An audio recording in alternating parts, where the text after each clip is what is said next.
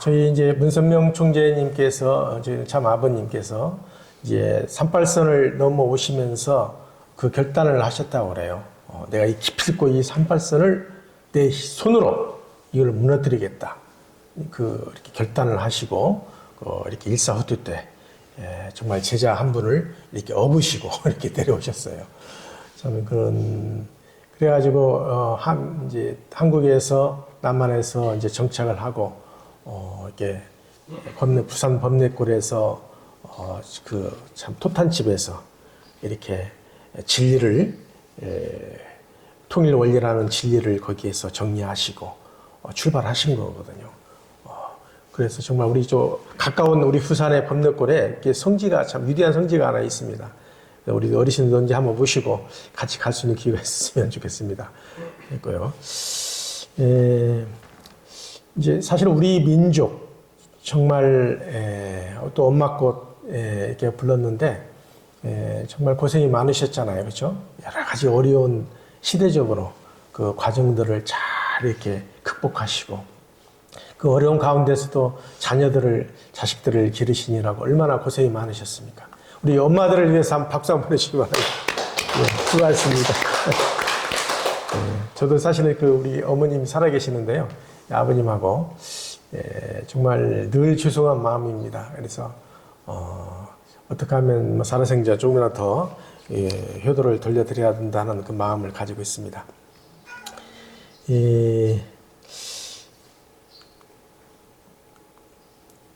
한민족 정말 왜 우리는 이렇게 한민족이라고 했을까요? 민족인데 우리 여기에 대해서 한번 좀 고민하고 한번 살펴볼 수 있는 시간을 갖도록 하겠습니다. 사실은 우리가 이걸 알기에 앞서서 잠시 우리의 성서적인 내용을 좀 이해를 하도록 하겠습니다. 우리 성서를 보게 되면은 천지창조, 하나님께서 천지창조를 하시잖아요. 해가지고 6일 동안 이렇게 과정을 거쳐서 이렇게 이제 창조를 하셨다고 그래요. 그런데 보통 우리가 성서에서 이해를 하게 되면은 하나님이 뚝딱 6일 만에 천지창조를 하셨네. 이렇게 생각할 수 있잖아요. 여기 집중해 주시기 바랍니다. 여기를 보세요. 우리 엄마들 여기 봐주세요. 그렇게 생각할 수 있잖아요. 그런데 그 6일 만에 갑자기 뚝딱 이렇게 창조하신 게 아니고 6단계, 6단계의 과정을 거쳐서 창조하셨다 하는 것을 이제 아시기 바랍니다. 그래서 처음에 빛이, 어둠이 생기고 그랬다고 하잖아요. 근데 보면은 우리 과학에 인류학적으로 이제 과학적으로 살펴보면은 무수 시대라고 그래요. 무수 시대, 가스 시대라고 그래요. 우주에는 뭐 이런 생명체가 살 수 없는 가스 시대가 있었어요. 지금 우리가 이제 이렇게 뭐라고 해야 하나요?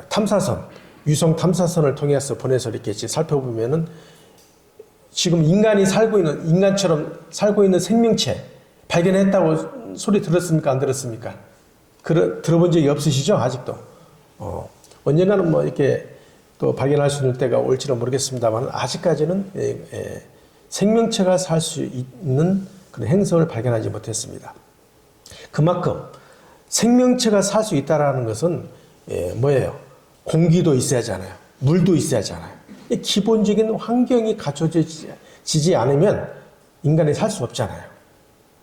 그러니까 우주 태초에 그랬다는 거예요. 인간이 살 수 없는 그런 가스 시대를 지났다는 거예요. 두 번째는 뭐냐?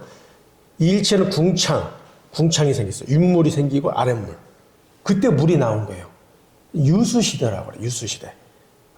이제 인류학적으로 희생대라고 하는데, 이제 처음으로 이제 지구에 뭐가 남은 거예요? 물이 나와요. 물이 나오다 보니까 이제 생명체 살 수 있는 환경이 이제 어느 정도 갖춰진 거예요. 삼일체, 바다, 육지, 식물이 이제 생겼어요. 바다, 육지가 생겼잖아요. 원생대라고, 원생대. 자, 이러다 보니까 결국 이제 원래 해와 달, 별이 4일째 생겼다고 하는데, 원래 해와 달, 별이 4일째 이제 네 번째 이렇게 만들어진 게 아니고, 원래 빛과 어둠이 있을 때 동시적으로 만들어진 거예요. 해와 달, 별들이 만들어졌는데, 이때 가스로 같이 이렇게, 가스만 있다 보니까 뭐예요? 앞이 보입니까? 안 보입니까? 안 보이는 거예요. 그러니까는 이제 4일째 해와 달, 별이 생겼다.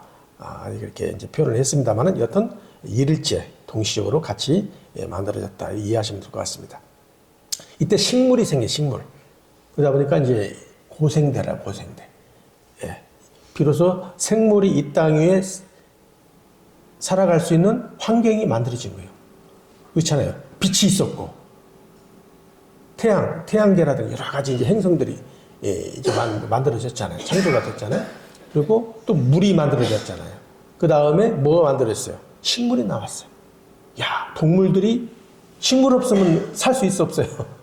식물이 있어야 먹고 살 수 있잖아요. 풀 뜯어먹고.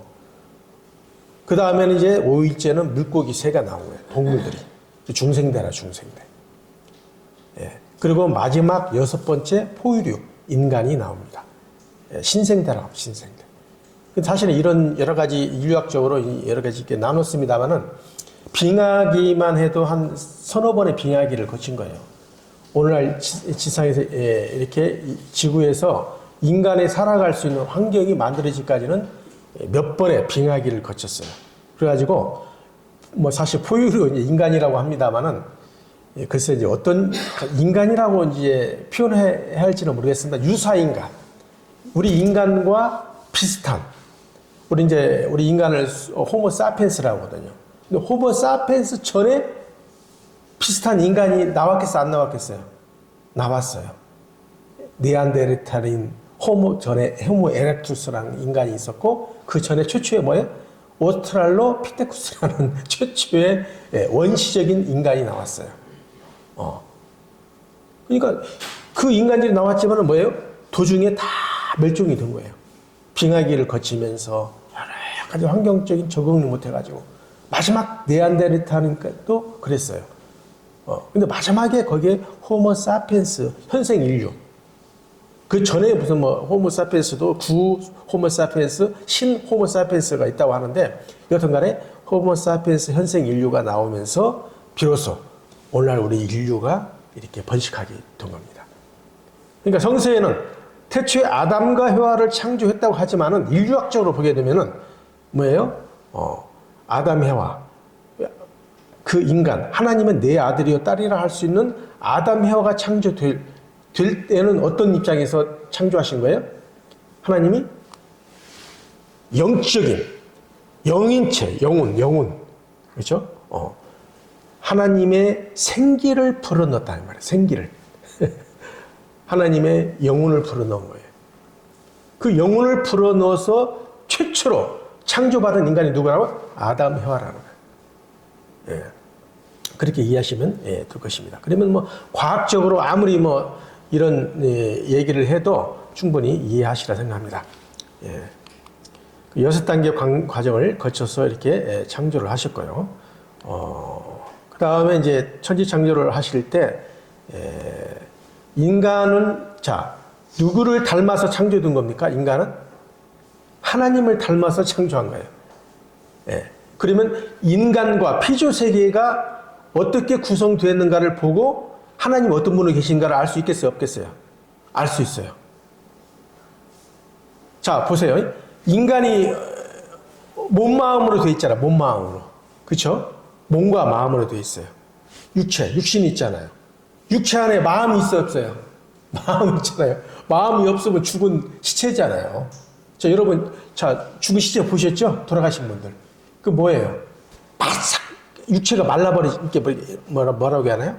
이렇게 굳어버리잖아요. 생명체가 떠나면요, 몸이 육체가 굳어버려요. 그러니까 인간 생기를 불어넣었다고 그랬거든요.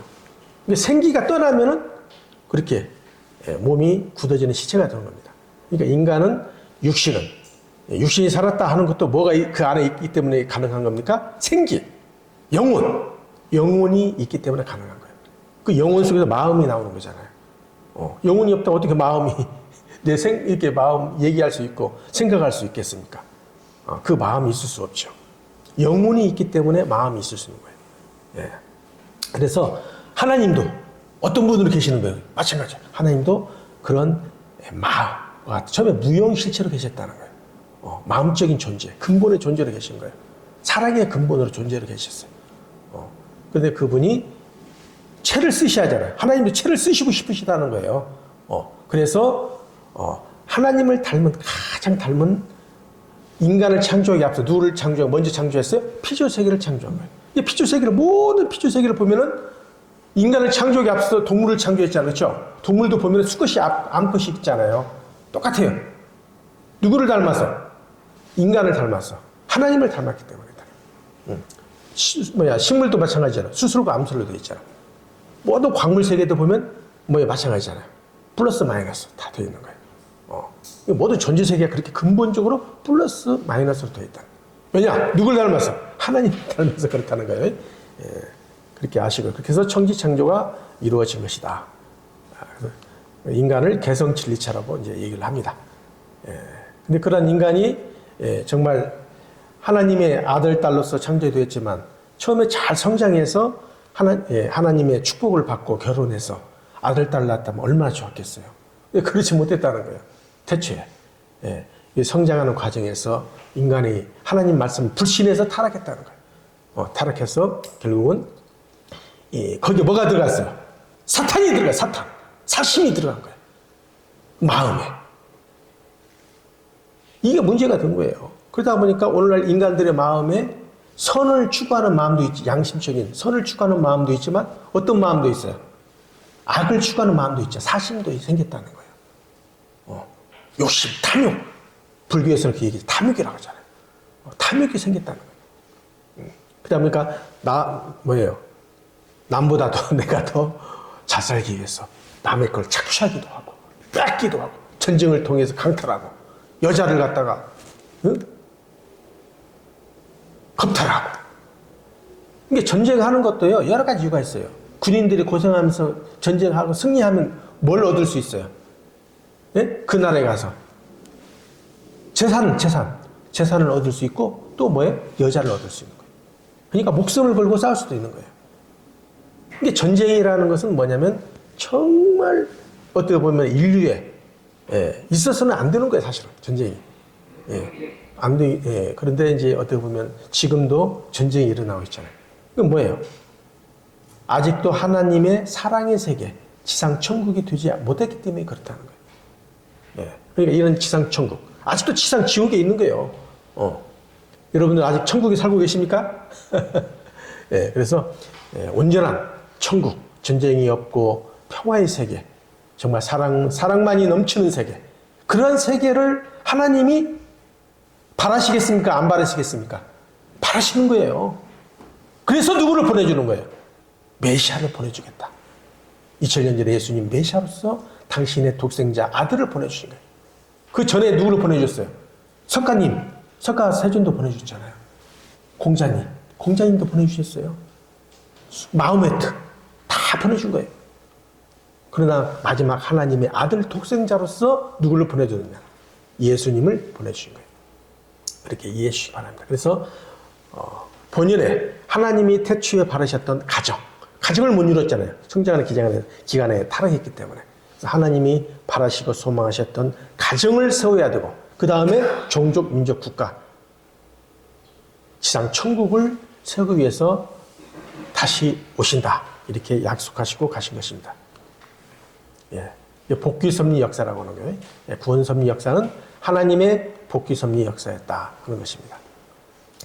그러니까 지금 이제 여기 잠깐 보시면 아시겠습니다만은 방주 사건이 나와요. 구약 시대에 보면은 그 중심 인물 중에 노아라는 그 할아버지가 나오는데 이 노아가 갑자기 하나님의 계시를 받고 그 산에서 이 배를 만드는 거예요. 배를. 이상하잖아요. 보통 사람 생각하지 미친 할아버지라고 생각한 거예요. 그런데 이 노아의 할아버지는 여하튼 그 홍수가 날 것을 예상하고 이렇게 산 꼭대기에다가 방주를 짓고 이렇게 준비를 한 거예요. 배를 이렇게 만들었다는 거예요. 근데 여하튼 거기에는 대표적인 8식구가 이제 들어가고 수많은 쌍으로 해서 그 방주 안에 다 들어갔어요. 들어갔다고 하는 거예요. 상징적인 의미가 있습니다. 근데 이제 그 보면은 노아의 후손이 있는데 그 노아 후손 가운데 이제 야벳도 있고 함도 있고 셈도 있고 그래요. 근데 함 하면은 여러분 아실지 모르겠습니다만 어느 날 노아가 빨가벗고 이렇게 있었어요. 했는데 아들들이 갑자기 와가지고 아버지가 술 취해가지고 빨가벗고 있으니까 얼마나 민망스럽겠어요. 부끄럽기도 하고. 그러니까는 부끄러워서 옷을 가리고 뒤돌아 서가지고 이렇게 아버지를 바라봤다는 거예요. 부르게 됐다는 거예요. 그것이 죄가 된 거예요. 그런데 그게 하나님이 노하신 거예요. 왜냐? 자기 아버지인데, 남의 아버지다. 자기 아버지가 빨가벗고 있는 거에 대해서 왜 부끄러워하냐, 이 말이에요. 근데 그게 좀 이해가 안 되시지만, 여튼 간에, 그렇다는 거예요. 그래서 여튼, 그것이, 조건이 돼서, 어떻게 보면은, 하나님의 노함을 받게 됩니다. 원래는 창조 본인의 세계에서는 부끄러워하지 않아야 된다는 거예요. 아니, 그잖아요. 자식이 아버지 빨가벗은 모습, 여러분 목욕탕 가서 안 봤습니까? 부끄러워합니까? 목욕탕에서? 부끄러워하지 않잖아요. 마찬가지잖아요. 그래서 여튼 함도 원래 함이 이제 하나님의 축복을 받아야 되는데 그렇게 해서 실패로 돌아가서 여튼 셈을 중심 삼고 아마 이제 굉장히 셋째가 복을 받은 입장이 된 것 같습니다. 그래서 야벳의 이제 이 족속을 보면은 이제 여기 보면은 뭐 여러 가지가 있습니다만은 중국 족속도 같은 우리 아시아인 줄 알았는데 중국하고 우리가 많이 다르더라고요. 중국 황하 쪽으로 이제 가서 황하 문명을 이뤘잖아요. 그리고 뭐 동유럽, 그다음에 이란, 북유럽, 그리스, 야베 쪽에 이제 족속으로 나왔고요. 함의 족속은 이집트, 뭐 페니키아라든지 아프리카 쪽에서 이제 함의 자손이 이제 주로 나왔어요. 그리고 셈의 이제 자손에서 수메르 문명이 이제 최고의 문명이라고 하잖아요. 나중에 또 설명해 드리겠습니다. 최고의 문명 수메르 문명이라고 했는데 최근에 또 더 앞선 문명이 발견이 됐어요. 야하 문명이라고.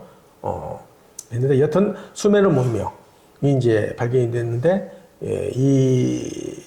여기에서 또 역시 중국인도 여기 또 일부가 또 나왔다고 그래요. 황하 문명 중국인이 나오고 그다음에 우리 고조선 요하 문명이라고 나오잖아요. 고조선 요하 문명. 근데 모르겠어요. 이게 수메르 문명이 앞선 건지 요하 문명이 앞선 건지 좀 더 인류학적으로 봐야겠습니다만 여튼 여기 아스텍, 잉카, 아메리카, 그다음에 이제 이스라엘. 그래서 우리 셈의 족속 후손으로 이렇게 이해되고 있습니다. 그래서 지금 저 보세요. 지도를 보면은 자 보세요. 여기에 우리 한국 여기잖아요. 여기 그렇죠? 여기 대한민국 통일된 대한민국. 과거에 이 땅들 여기 중원천지라고 그랬잖아요. 중원천지. 그럼 과거에 고조선이 어디에 있었겠어요? 고조선. 요하 문명. 지금 최근에 밝혀졌어요. 요하 문명에 유물이 나왔어요. 유물이 출토됐는데 하늘을 숭상하는 입장에서 거기에 여신이 나왔어요. 여신이 나오고 또 문물 관련된 여러 가지 유물들이 나왔는데 고조선이 요하 문명을 중심 삼고 이쪽 중원천지 쪽에서 이제 있었다. 실제 고조선이 있었던 거예요. 유물이 발견됐습니다. 놀랍죠? 근데 사실은 중국을 보게 되면 그 만리장성이 있잖아요. 만리장성. 과거 중국인들이 굉장히 이제 그 만리장성 이후에 그 넘어서 있는 그 북방 민족들, 오랑캐 민족이라 해가지고 아주 그 한족 출신 그 중국인들이 우습게 봤다는 거예요. 민족이 취급도 안 했다는 거예요. 그런데 역사가 요하 문명이 발견이 되면서 중국인들이 깜짝 놀란 거예요. 황하 문명이 굉장히 최고로 앞선 문명이라고 생각했는데 유물을 발견해 보니까 황하 문명보다 더 발전된 요하 문명, 고조선 문명이 발견된 거예요. 여러분 박수 한번 해주시기 바랍니다. 우리 조상의 문명이에요. 그래가지고 그것이 이제 만리장성 너머에 거기에 이제 유물이 나옴으로써 그런 것이 밝혀지게 된 겁니다. 천손. 우리나라의 민족, 그 동이족이 어디서 온 거예요? 다. 배달족이라고 하잖아요. 원래는 여기 보면 바이카로가 여기 보이죠? 바이카로. 러시아 쪽에 있는 저기 만주불판 넘어서 위에. 바이칼호르 쪽에서 이렇게 동이족이 이렇게 왔다고 하는데 여튼 보면은 여기 천산 있잖아요. 천산. 보면 천상 유명하잖아요. 천상 쭉 삼위산 쭉 이동해 왔다고 그래요. 이렇게. 예? 예. 그래서 고조선으로. 그래서 고조선 단군. 우리 저기 조상이 누구예요? 단군 할아버지잖아요. 그래서 저는 이제 우리 민족을 배달민족이라고 하잖아요. 배달민족. 예? 우리 왜 배달민족이냐? 이 배달 자체가 밝은 땅이라는 의미래요. 밝은 땅. 그래서 우리 민족의 역사는 단군이 세운 고조선의 나라다. 배달결의 나라였다. 이렇게 하는 것입니다. 예. 그때 단군, 그 아버지가 환웅이라고 하죠. 환웅. 그리고 어머니가 누구예요? 웅녀. 이게 재밌는 게 뭐냐면, 예, 좀 더 또 말씀드리겠습니다만은, 이 환웅은 그 족속이에요, 원래. 어느 족속이었냐, 그때 당시에, 호랑이를 믿는, 토테미즘이 나오잖아요. 호랑이를 믿는 그런 족속. 호랑이족이 이제 그쪽이 계열에 있는 사람이었어요. 그리고 웅녀, 여자는 누구예요? 곰을 숭상하는 그런 족속의 사람이었어요. 그러니까 토굴 속에서 호랑이와 곰이 마늘을 먹고 100일 동안 쑥을 먹고 살았다고 하잖아요. 그런데 이제 호랑이는 참지 못하고 먼저 나왔다고 하는데, 그 재밌는 신화적 일화가 있는데, 그게 뭐냐면 무슨 신화가 아니고 사실은 족속을 의미한 거예요. 유아 문명에서 실제 유물이 뭐가 발견됐느냐? 곰의 발이 발견됐어요. 그리고 곰의 여러 가지 뭐 이빨이라든가 이런 것들이 발견이 됐어요. 이 곰을 숭상했다는 거예요. 실제 족속들이 이렇게 그걸 우리가 알게 됩니다. 그래서 그 두 족속 남자와 여자가 결혼해서 누구를 낳았다? 단군이 나온 거예요. 그래서 우리 민족의 조상은 단군으로 보고 있습니다. 그렇게 아시고요. 그래서 근데 이제 한민족을 한이라고 하잖아. 이 한자가 갖는 의미가 굉장히 아주 대단한 의미가 있습니다. 역사적 의미가 있어요. 이 한 속에는 원래 환인데 환국이라고 하잖아요. 환자가 한으로 바뀐 거예요. 환이 이두표기가 이제 한으로 바뀐 거예요. 이두표기래요. 이두어라는 말 들어봤어요? 설총이 이두어를 만들었잖아요. 그 이두어가 중심으로 어느 나라 말이 나왔겠어요? 예? 설총이 저 일본의 말에 영향이 줬잖아요, 문화적으로. 그래가지고 일본 말이 오늘날 지금 가나카나, 히라가나 나오잖아요. 전부 이 설총이 만든 이두어 표기에서 나온 거래요. 우리 조상이 만든 거예요, 다. 일본 말도. 예, 그렇게 이해하시기 바랍니다. 여튼 한이 이제 거기는 한은 또 하늘을 의미하는 의미가 있습니다. 내적으로 하늘을 숭상하는 민족이에요. 정천애인이라고 하잖아요. 하늘을 숭상하고 누구를 사랑해요? 사람을 지극히 사랑하는 홍익 인간의 정신이 있었다. 예. 자, 보십시오. 보면 그림이 좀 재밌게 여러 가지 나왔습니다. 단군 신화 이게 나왔는데, 최근에 그 선문대학교 이영구 박사가 있어요. 역사 관계된 이 분이 이제 직접 이렇게 유아 문명 거기에 찾아가가지고 그걸 밝혀서 그걸 TV에 크게 나왔어요. 예. 스페셜 영상으로 나왔는데, 이제 아무튼 뭐 이렇게 신화적으로 재밌게 표현을 하고 있습니다만은, 이렇게 실제적으로 단군 시조가 있었고 또 단군이 세운 고조선이 있었다 하는 것을 아시면 될 것 같습니다. 그래서 정말 이 나라의 민족이 하늘을 숭상하고 그 믿다 보니까 결국은 정말 여러 가지 많은 어려운 순환의 사가 있었잖아요. 우리나라가 얼마나 많은 외침이 있었고 힘든 과정이 많이 있었습니까? 그런 가운데서도 참 올곧게 이 나라 민족을 지켜오고 여기까지 온 겁니다. 좀 아쉽죠. 옛날에 그 우리 조상님들이 가졌던 고조선 땅이 그대로 있었다면 얼마나 좋았겠습니까? 중원 전지 땅. 예? 그런데 지금 그쪽 밀려와가지고 뺏겨가지고 결국은 한반도 이렇게 남았는데, 한반도마저도 두동강 나버렸잖아요. 산발선으로. 근데 얼마나 안타깝냐 이거예요. 이 타고르라는 시인이 있어요. 타고르 여러분 아십니까? 인도의 시성. 이분이 이제 노벨상을 이제 최초 노벨 문학상을 수상한 사람입니다. 이분이 이제 이렇게 이제 얘기를 했어요. 앞으로 미래의 환태평양 시대의 한반도, 위대한 한반도가 탄생할 것이다. 어떻게 탄생할 것이냐? 한번 한번 보시기 바랍니다. 일제기 동방의 등불, 일제기 아시아의 황금기에 빛나던 등불의 하나인 코리아. 그 등불 다시 한번 켜지는 날에 너는 동방의 밝은 빛이 되리라. 마음의 어두움 없고 머리는 높이 쳐 들린 곳, 지식은 자유롭고 좁다란 담벽으로 세계가 조각조각 갈라지지 않은 곳, 진실의 깊은 숲속에서 말씀이 솟아나는 곳, 끊임없는 노력이 완성을 향해 팔을 벌리는 곳, 지성의 맑은 흐름이 굳어진 습관의 모래벌판에 길치 않은 곳, 무한히 퍼져나가는 생각과 행동으로 우리들의 마음이 인도되는 곳, 그러한 자유의 천국으로 나의 조국 코리아여 깨어나소서.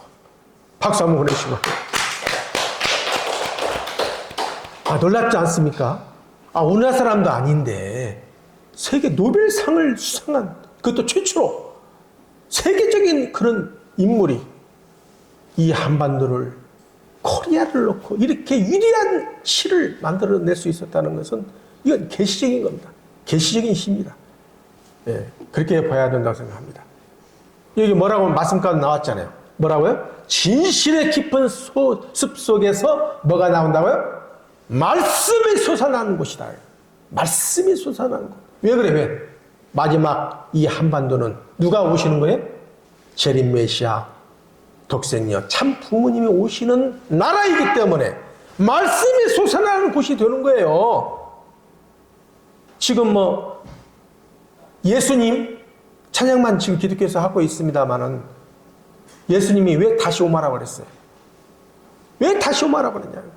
당신의 뜻을 다 하나님 뜻을 이뤘다면, 말씀을 다 선포해서 말씀이 완결됐다면 왜 다시 오마라는 말씀을 하시겠냐고요. 말씀을 다 못하신 거예요. 그렇잖아요. 예수님이 오셔서 하나님을 어떻게 불렀어요? 아버지로, 아버지. 최초의 최초. 아버지. 아버지로 불렀습니다. 근데 누구를 못 불렀어요? 어머니를 못 불렀잖아요. 엄마 꽃 이름은 안 들으셨어요? 엄마가 얼마나 소중한 분이에요. 자식들을 기르고 복중에서 10개월 동안 성장시키는 그 과정 얼마나 정성을 들입니까? 그리고 여러분이 정말 그 자식들을 출산시킬 때 그 고통 속에서 얼마나, 그 누가 다 출생시킨 거예요? 남자는 씨를 줬지만 누가 출산시킨 거예요? 엄마가 그랬잖아, 엄마가. 이 소중한 엄마잖아요. 이제까지 역사가, 사실 우리 장로님들, 우리 원로 목사님들 계시는데 죄송합니다만, 남성 중심의 가부장적인 그런 역사였어요. 사실은 역사가요. 여성이 상당히 무시를 당했어요. 우리나라 민족사를 보면 그렇잖아요. 우리 엄마 어렸을 때요, 밥상에서 같이 밥도 안 먹었어요. 부엌에서 따로 밥 드셨어. 그런 때가 있었다니까요. 우리 엄마들도 아마 그런 경험이 있었을 거예요. 예, 역사적으로 무시를 당하고 있어요. 그러다 보니까 하늘 어머니가 계신 줄을 몰라. 아버지만 알고 있단 말이야. 그러면 되겠습니까? 안 되는 거예요. 하늘 어머니도 계시고. 그래서 예수님이 성자 아들로 왔잖아, 아들. 아들 앞에 누가 있어야 돼요? 딸도 있어야 하잖아요. 성녀가 있어야 하잖아. 딸 같은 대상을 만나서 결혼을 해야 되는데, 결혼했어요, 예수님? 결혼 못 하셨잖아요. 어린장, 혼인잔치를 내가 다시 하기 위해서 요한계시록 마지막에, 성서의 마지막에 계시던 거예요. 왜 어린양 혼인잔치를 한다고 그랬어요?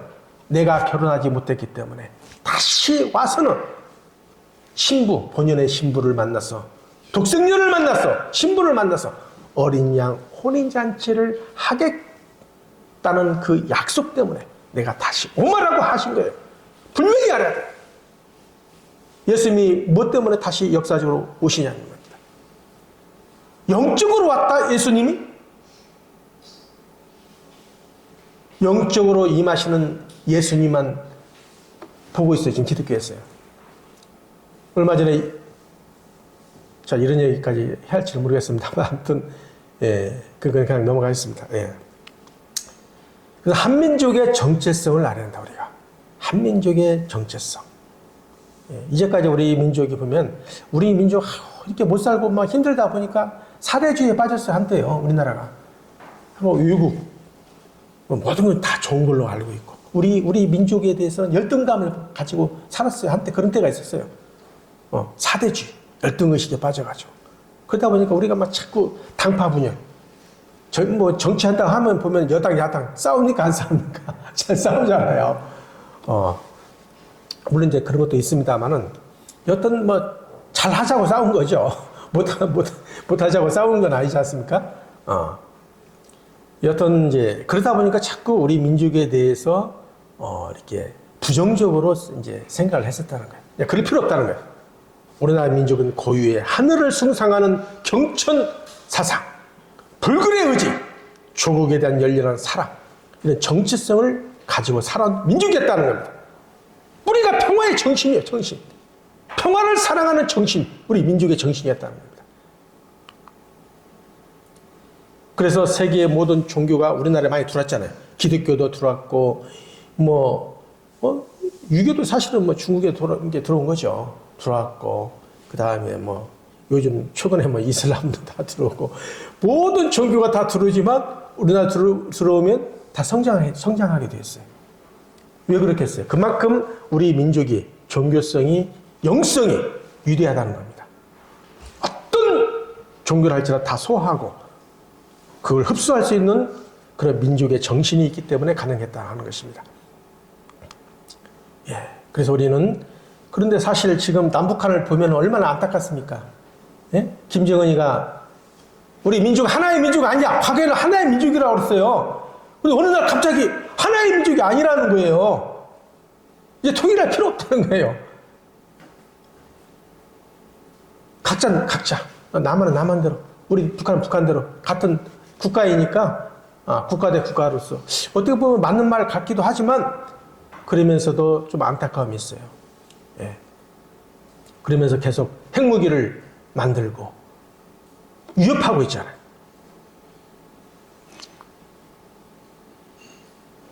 우리 민족은 그야말로 순환의 역사, 엄청난 순환을 받으면서 그걸 극복한 민족이었어요. 정한수를 정말 이 장독 위에 정한수 떠놓고 하늘 앞에 기도했던 우리 어머니들이잖아요.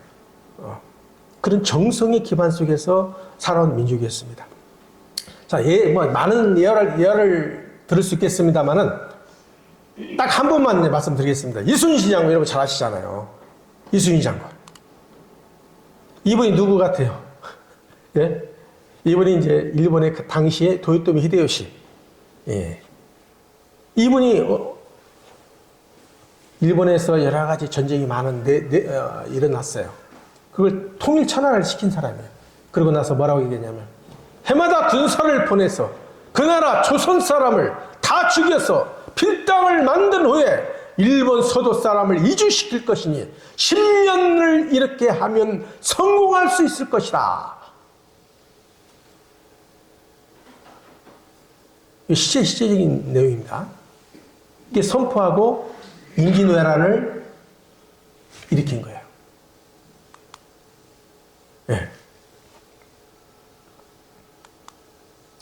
이때 조선의 상황은 어땠습니까? 그때 당시에 선조 임금이었잖아요. 선조 임금이 이순신 장군을 불러들여가지고 자기 말을 듣지 않는다고 감옥에 집어넣고 오진 고문을 시켰어요. 몸도 육체가 막 얼마나 힘들겠어 고문을 당하니. 그러다가 나중에는 이제 원균이라는 사람을 거북선을 주어가지고 그 좋은 거북선을 주어서 원균을 통해서 이렇게 파병을 시켰는데 원균이가 어떻게 했습니까? 그 좋은 거북선을 갖다가 다 괴멸당해서 왔어요. 근데 이순신 장군은 어쩔 수 없으니까 이순신 장군을 다시 불러들여가지고 그때 뭐예요? 뭐라고 했나? 삼군 그때 통수사라고 하나요? 예, 그걸 다시 이제 삼도수 군 통제사를 임명한 겁니다. 근데 딱 보니까 전쟁을 하려고 보니까 뭐가 있어야 하잖아요. 배가 딱 12척만 남은 거예요. 그 배가 거북선 배도 아니야. 조그만 배. 형편없는 배. 12척만 남은 거예요. 다 망하고. 그런데 놀랍게도 또 거기다가 또 엎친 데 겹친 격으로 가장 사랑하는 어머니까지 돌아가시오.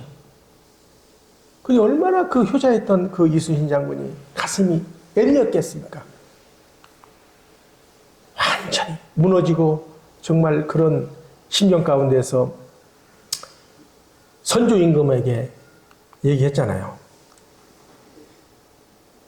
신, 아직 12척의 배가 남아 있습니다. 참, 대단하죠. 그리고 이제 보면, 그때 당시에 이 전쟁을 하다가 패잔병들이 많았어요. 이순신을 따르는 그 대다수의 수군들이 패잔병들 출신들이에요. 이게 얼마나 정신적으로 피폐하고, 그 패배의식에 사로잡혔겠습니까? 근데 그러한 가운데서 이보다도 더 나쁠 수가 없는 상황 가운데서 이순신 장군이 어떤 정신을 그때 당시에 부르짖었느냐, 바로 이겁니다. 여러분 같이 한번 읽어보시겠습니다. 필생즉사, 필사즉색이라. 뭐라고요? 내가 살고자 하면 죽고, 죽고자 하면 뭐라고요? 산다. 야, 저번에 해군사관학교 가니까요, 이 큰 돌에 이게 새겨져 있더라고요. 한참 바라보면서 그 의미를 새겼어요. 야, 이순신 장군이 가장 어려울 때 어떤 정신에 임했는가? 이 나라를 살리기 위해서 당신 초계 같은 목숨을 버리고서라도 죽는다 할지라도 정말 그 패전병 같은 수군들을 다시 훈련시켜서 정비해가지고 왜군이 쳐들어올 걸 미리 다 대비적으로 준비를 해서 결국은 승리를 했다는 거예요. 승리할 수 없는 전쟁에 승리를 한 거예요. 그래서 이제 난종일기에 이런 얘기가 나왔다고 합니다. 위대한 승리는 하늘이 들어올 때 가능하다. 이순신 장군이 이렇게 말씀하신 겁니다. 내 힘이 아니었다는 거예요. 얼마나 겸손합니까? 승리는 당신이 앞장서서 리더로서 승리하게 했지만은, 그러나 그 배후에는 누가 함께 했다고요? 하늘이 함께 했다, 하늘이 함께 첫눈으로 도와주었기 때문에 가능했다 하는 겁니다. 얼마나 참 기가 막힌 사실입니까? 비실천행이라. 위대한 승리는 하늘이 들어올 때 가능하다. 이렇게 정말 이 한민족이 931번 수많은 위침 속에서도 이 나라 민족에 이렇게 건전할 수 있었던 것은 그런 위대한 정신 아래 이 나라를 지켜온 그런 위대한 인물들이 있었기 때문에 가능했다는 것을 우리는 알아야 할 것입니다. 그러면서 우리가 이순신 장군을 위해서 한번 정말 박수를 한번 보내주시면 감사하겠습니다. 감사합니다. 그래서 이 나라의 민족의 복귀 섭리는 본연의 잃어버린 땅, 다 잃어버렸잖아요. 하나님이 내 땅이라 할 수 있는 땅이 어디 있냐 이거예요. 없다는 거예요. 얼마나 하나님, 불쌍한 하나님이에요. 영광의 하나님인 줄 알았는데 알고 보니 불쌍한 하나님이었다는 거예요. 내가 사랑하는 아들딸이 할 수 있는 아들딸이 어디에 있고, 내가 사랑하는, 내가 정말 평화롭게 하나님이 임할 수 있는 그런 땅이 어디에 있었냐? 없었다는 거예요. 그래서 이 나라의 민족을 중심 삼고 본연의 그런 광명의 세계를 찾기 위해서 순환길을 걸어온 이 나라의 민족의 복귀 섭리 역사했다. 그래서 하늘이 두 민족을 선택한 거예요. 처음에는 2000년 전에 누구를 선택했어요? 이스라엘 민족을 선민으로 선택한 거예요. 그러고 나서 숨겨져 있던 동이족, 동방의 예지국인 어느 나라? 이 한민족의 마지막 메시아, 재림 메시아 독생녀를 보내주기 위해서 숨겨둔 동방의 예지국 국가가 어디였다고요? 이 나라 한민족이었다. 박수를 한번 보내주시기 바랍니다. 얼마나 위대한 민족입니까? 하나님이 아무 민족에게 보내줄 수 있습니까? 보낼 수 없는 거예요. 자, 저 북한에 보내줬다면 어떻게 되겠습니까? 차마 당장 공산주의 국가에 중국이라는 나라라는가. 네? 그런데 소련은 구소련 그런 나라에 보내줬다면 어떻게 됐겠습니까? 살 수 있겠습니까? 살 수 없는 거예요. 그래서 비록 우리 참 부모님도 태생은 비록 북한이지만 일사후퇴를 통해서 이 나라 남한으로 내려오신 거예요. 그래서 남한을 중심 삼고 기반을 닦아서 세계적인 기반을 닦으셨다는 것을 아시기 바랍니다. 예, 여기 보면 이제 다른 내용이 아니고요. 예, 섭리사적으로 보게 되면은 여기에 이제 하나님 나라의 창조, 인간의 타락 이후로 이제 성서에 보면 천년 왕국 시대가 이루어진다 이렇게 예언적으로 나와 있어요. 천년 왕국 시대. 예. 자, 천년 왕국 시대가 어떻게 이루어질 수 있냐 하는 것입니다. 예. 뭐 이제 과거 이제 좀 어려운 내용이 될 수 있겠습니다만 이제 성서에 보면 여러 가지 위대한 인물들이 많이 나와요. 어거스틴이라는 이제 성 어거스틴, 예, 위대한 신학자, 신앙인도 나오는데 이런 사람들은 이제 그때 당시에 게르만 침입 약탈에 의해서 엄청나게 시달리고 절망에 빠진 그 상황 속에서 이제 그 로마로부터 구원을 어떻게 쓰든지 그 사람을 구원해야 된다는 그런 입장에서 나름대로 이제 섭리사관을 가지고 하나님 나라에 대해서 그 갈망하면서 이제 부르짖었거든요. 근데 결국은 뭐 지금 그걸 하나님 나라와 비슷한 나라를 부르짖는 그 주의가 있어요. 공산주의. 공산주의가 노동자의 천국 세계를 부르짖었습니다. 예, 없는 자. 그렇죠. 이제까지 역사를 보면 가진 자들이 얼마나 약탈하고 없는 자를 업신여기고 괴롭히고 힘들게 했습니까? 우리나라만 조선시대 보면 양반제도, 쌍놈제도가 있었잖아요. 얼마나 그때 당시 참 그 쌍놈이라 해가지고 백정들 그런 사람들이 무시를 당하고 양반한테 그 무시를 당하고 약탈을 당한 사람들이 얼마나 많았습니까? 물론 그 중에 양반 중에 좋은 사람들이 있었죠. 그러나 대다수의 많은 사람들이 역사 가운데서 전쟁이 일어날 때 얼마나 어려운 가운데 있습니까? 백성들이. 그런데 양반들은 오히려 어려운 가운데 더 약탈했다는 거예요. 그러니까 그 없이 살던 사람들이 마음에는 언제나 어떤 마음이 있어요? 이놈의 자식들. 때가 되면 내가 쥐엎어서 이 세상을 쥐엎어가지고 내가 정말 이 없이 사는 사람들의 세계를 정말 평화의 세계, 예? 주인이 되는 세계를 만들겠다. 이런 마음에 안 들겠습니까? 들 수 있다는 거예요. 그게 공산주의가 나온 겁니다. 그건 뭐냐? 자본주의에 대한 경각심이에요. 경각심.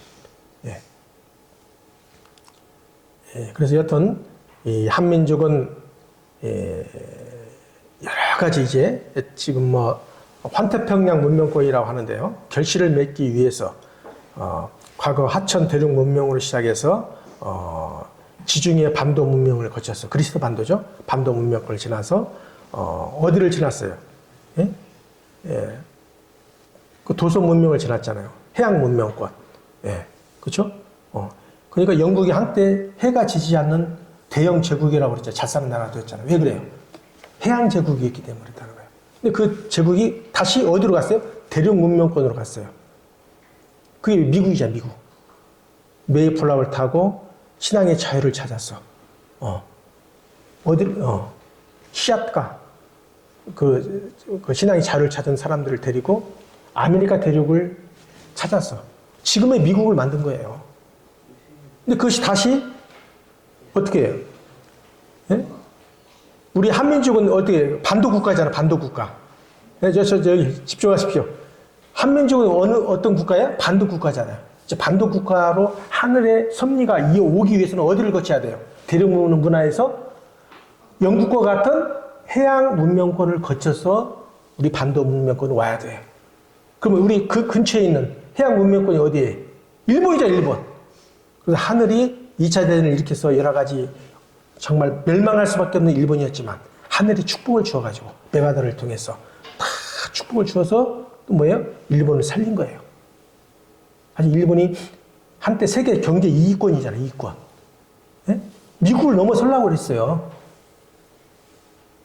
지금도 잘 사는 나라입니다만은 지금 중국이 이제 2위권이 되어버렸습니다만은